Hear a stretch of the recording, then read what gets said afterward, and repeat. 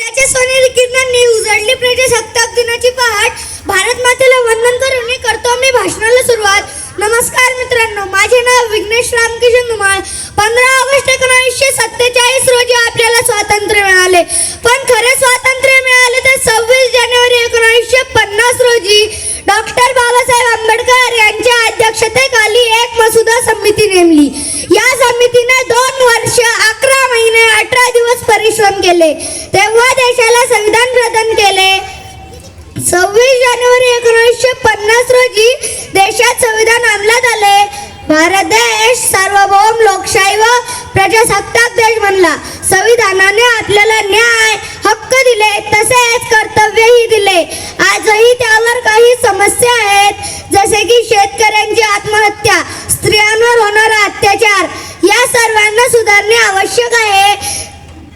जे प्रत्येकाने आपल्या देशासाठी जे जमेल ते केले पाहिजे.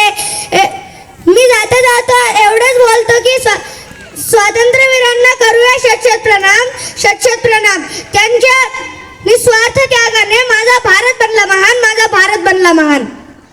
चिमुकल्यांना आणि पालकांना मी तुमच्यासाठी 2 शब्द बोलणार आहे. चिमुकल्यांना, आपण जेव्हा शाळेत येतो तेव्हा आपला युनिफॉर्म नीट पाहिजे, टाय, सॉक्स, बेल्ट सगळं नीट पाहिजे. आणि मोठ्या माणसांचे, आपल्या वर्ग शिक्षकांचे आपण ऐकले पाहिजे. एवढं बोलून मी माझे 2 शब्द संपवतो. जय हिंद, जय महाराष्ट्र.